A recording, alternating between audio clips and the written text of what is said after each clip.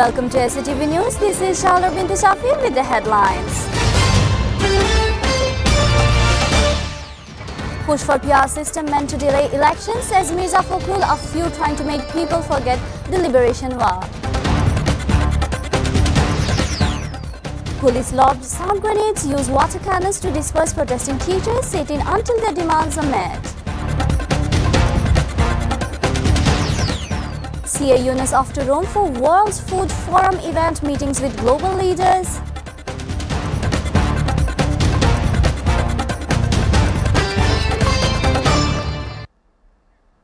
BNP Secretary General Mirza Fakhrul Islam Alamgir on Sunday said the people of the country will not accept the proportional representation PR voting system, as some parties are pushing for it to delay the election and hinder the restoration of democratic.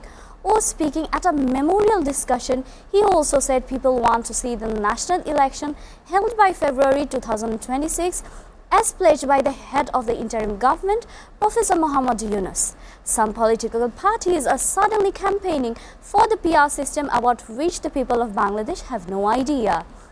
Although the Reform Commission itself did not bring up this issue, a few political parties are now talking about it and even carrying out movements in its favor, in the BNP leader said. Fakhrul said the aim behind the demand for PR is clear: to delay the election and to obstruct the process of returning power to the people. The people of this country will not accept the PR system. From our party side, we have clearly stated this before, and I say again, the people will not accept this system. Nothing that is imposed on them will be accepted by the people of Bangladesh, he said. The BNP leader said they are committed to seeing the election take place by February 2026 as promised by Professor Yunus. The people also want the election and wish to return to a democratic system through it. They want their hopes and aspirations to be fulfilled through democracy.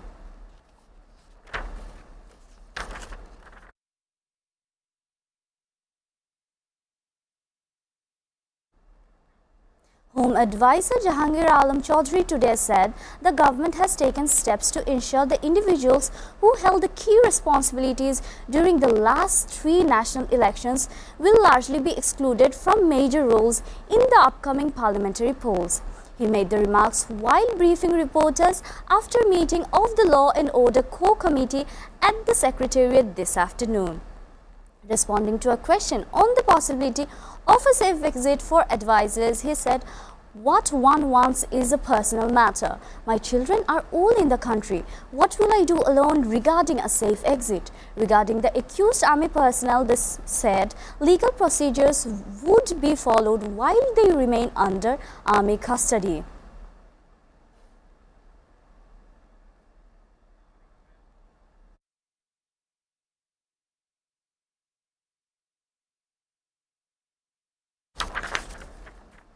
Police have lobbed tear gas and used water cannons to disperse protesting teachers who took to the streets this morning as a part of a continuous sit-in program in front of the Jatiya Press Club today over the gazette issuance on promised allowance increases.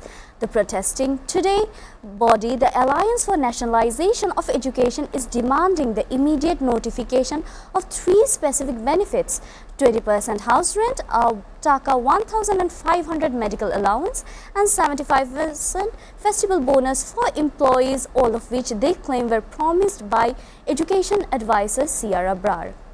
However, at around 1:40 p.m., police lobbed sound grenades and used water cannons to disperse them from the spot. Teachers were beaten by police while trying to remove them from the road. Meanwhile, candidates who were dropped during the Viva Vote stage of the 18th Non-Government Teachers Registration and Certificate Authority NTRCA exam gathered at Shahabad, Dhaka this morning, blocking the entire road to demand a review of the Viva results and immediate issuance of registration certificates. Police later dispersed them, after which they took position in front of the National Museum. The demonstration at National Press Club attended by teachers from secondary schools, colleges, madrasas and technical institutions nationwide began this morning with protest rallies and positioning themselves for a sustained sit-in until their demands are met.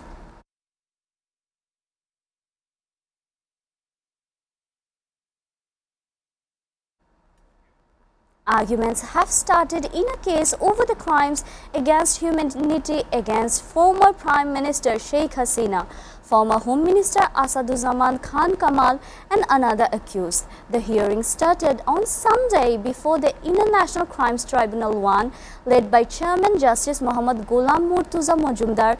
Chief Prosecutor Muhammad Tajul Islam began presenting arguments which are being broadcast live with the tribunal's permission.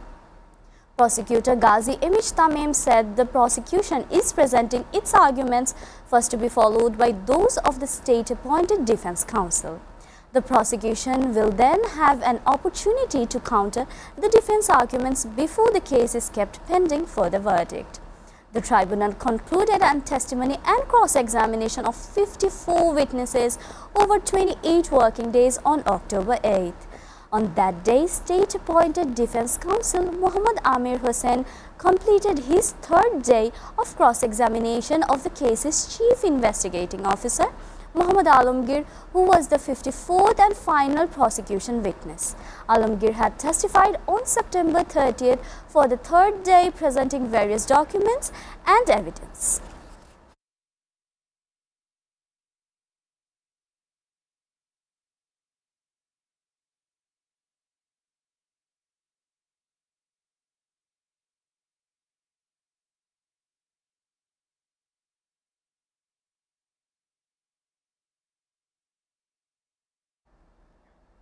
Bangladesh Jamaat-e-Islami Amir Dr. Shafiqur Rahman has appreciated the move to bring several army officers accused of involvement in enforced disappearances and extrajudicial killings under the trial. The army authorities have already announced their cooperation with the judicial process and taken the accused officers into custody. We welcome this initiative by the army, the Jamaat said in a Facebook post on Sunday. He said the people of Bangladesh wish to remain proud of their patriotic armed forces but regretted that a very few members of the institution had failed to respect the country's laws and human rights. It is unfortunate but true that some officers influenced by the fascist government blindly cooperated in carrying out its agenda of eliminating political opponents. This created an environment of fear marked by abductions and killings, an extremely tragic chapter for the nation. He writes, Shafiqur Rahman said the image of the entire institution should not be tarnished for the crimes of the people.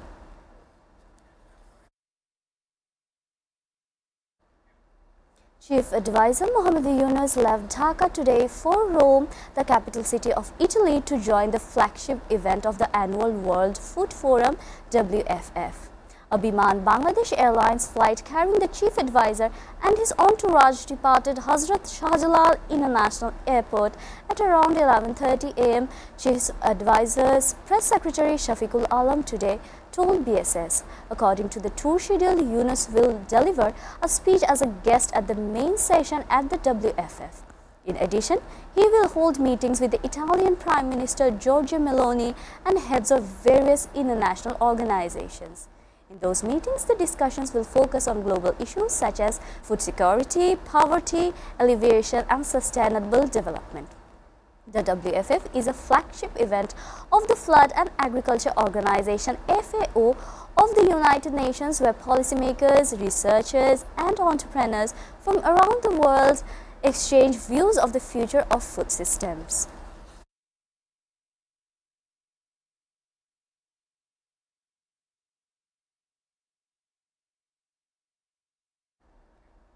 Bus services between Mymensingh Division and the rest of the country remained suspended for the second consecutive day on Sunday due to bus workers' strike in the protest against the arrest of transport workers, leaving passengers in trouble. Commuters who had purchased tickets in advance were forced to seek alternative arrangements.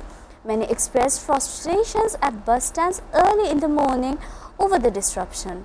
Police said on Friday night transport workers Arun Jontu allegedly pushed Abu Raihan, a July warrior, while he was boarding a bus. Jontu reportedly used abusive language and forced him off the bus. Following the incident, leaders and activists of anti-discrimination student movement staged a protest on Friday night in front of the United Service counter at the Dhaka bus terminal at Mashkanda in the city. Later, police arrested Arun Jontu. Alamgir Muhammad Alam, president of the Mymensingh District Motor Owners Association and joint convener of the district BNP, said the Bus Owners Association took the decision to hold the services. The suspension will continue until the arrested worker is released and the ban on the affected buses is lifted.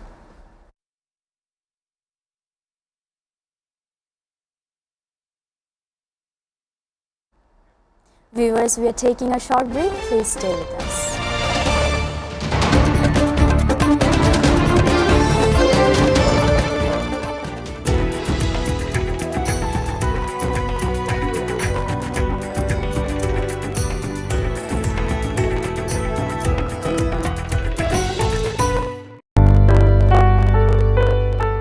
Welcome to Grand Club at Mirpur 10 Dhaka.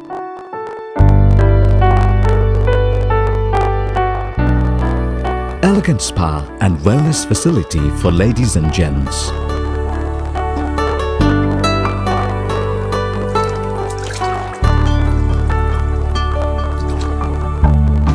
Play pool and snooker in international standard billiard zone.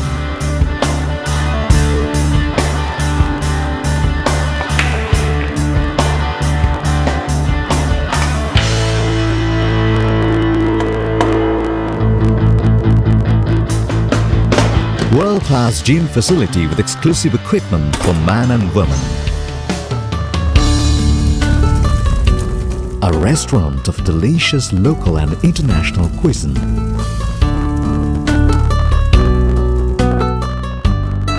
Fully air-conditioned building with spacious banquet, car lift, sky view rooftop restaurant, all in one.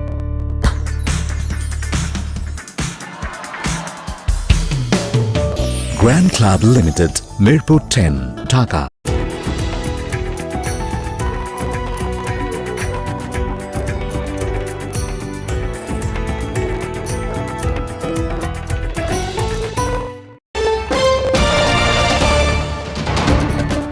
Welcome back. You are watching SATV News. News from abroad. Pakistan closed border crossings with Afghanistan on Sunday, Pakistani officials said, following exchanges of fire between the forces of the two countries. Afghan troops opened fire on Pakistani border post on late Saturday, with the country's Ministry of Defense saying this was in retaliation for Pakistani airstrikes in Afghanistan earlier in the week. The Pakistan said that it had responded with gun and artillery fire. Pakistani security officials said that a number of Afghan border posts were destroyed in retaliatory attacks. The exchange of fire was mostly over on Sunday morning, Pakistani security officials said. But in Pakistan's Kuram area, intermittent gunfire continued, according to local officials and residents.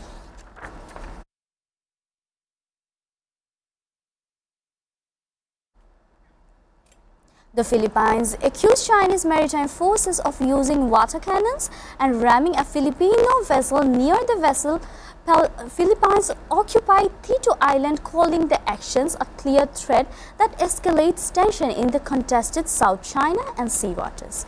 The Philippines Coast Guard said 3 Filipino vessels, including the BRP Datu Pagbuya, were anchored near Tito Island, locally known as Pag-asa Island, early on Sunday as a part of government program to protect local fishermen when Chinese ships reportedly approached and used water cannons to intimidate them.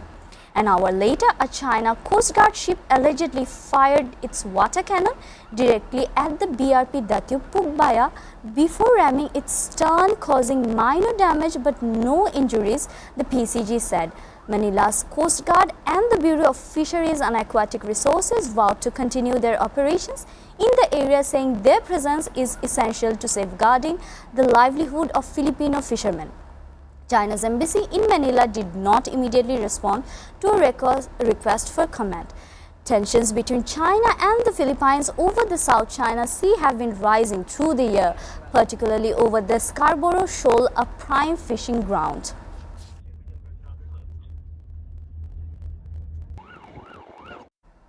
Iran welcomes a potential fair and balanced US nuclear proposal, but Tehran has not received any proposal for negotiations, the country's top diplomats said on Saturday. If we receive a reasonable, balanced and fair proposal from the Americans for negotiations, we will certainly consider it, Iran's Foreign Minister Abbas Araghchi told state television. However, Araghchi said Tehran will not give up its right to enrich uranium, but can take confidence-building measures regarding the peaceful nature of its nuclear program.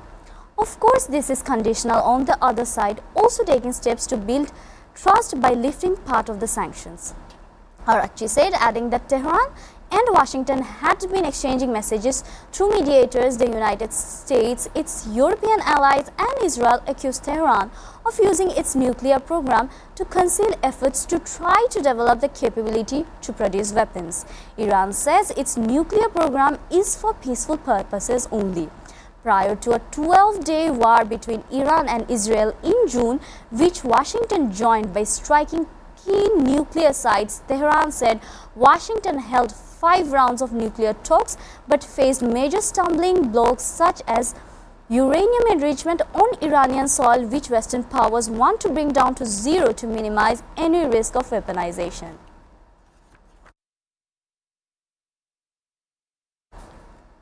Tens of thousands of people joined a pro-Palestinian rally in the business district of Australia's most populous city, Sydney, on Sunday, organizers said, after a court this week blocked a move to hold a protest at the Sydney Opera House.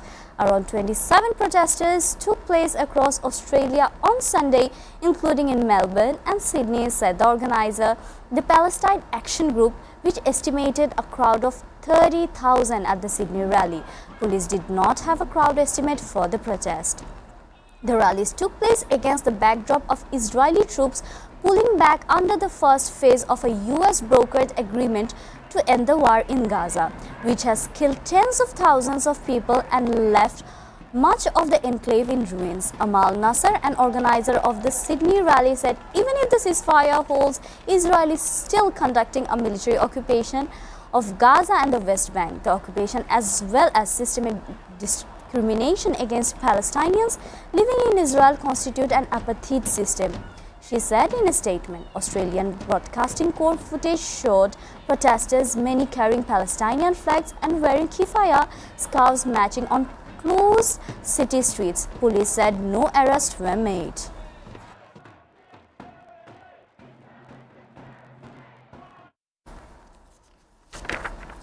European Union members countries began rolling out a new entry and exit system on Sunday at the bloc's external borders, electronically registering non-EU nationals' data.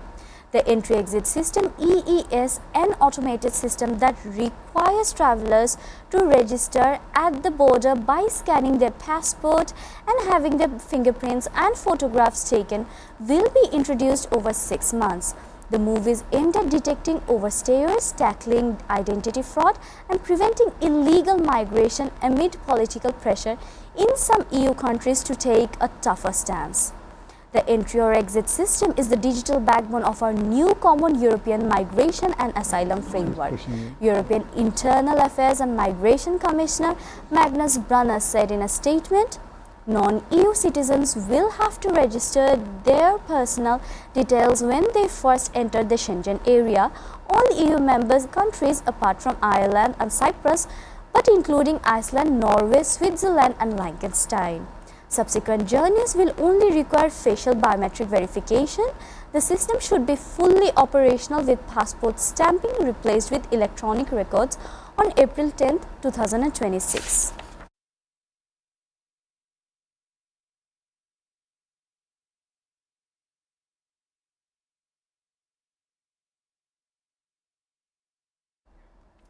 Diane Keaton, the quirky US actress who won an Academy Award and captured hearts with her performance as Woody Allen's eccentric, insecure girlfriend in 1977, romantic comedy Annie Hall has died at the age of 79.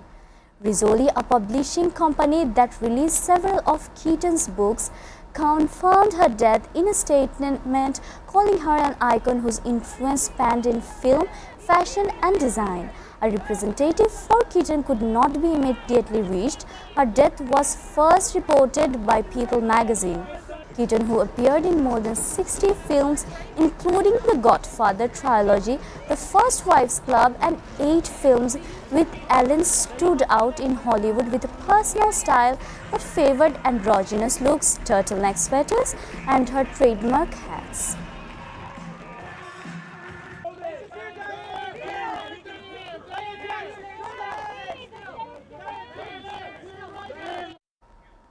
Before ending, we go through the headlines again. Push for PR system meant to delay elections, says Mirza Fakhrul, a few trying to make people forget the Liberation War. Police lob sound grenades, use water cannons to disperse protesting teachers, sit in until their demands are met. CA Yunus off to Rome for World Food Forum event, meetings with global leaders.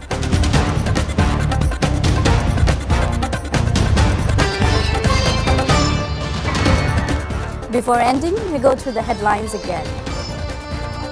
You are updated with our top stories so far here on SATV, and to know the latest news, visit www.satv.tv. Stay with SATV.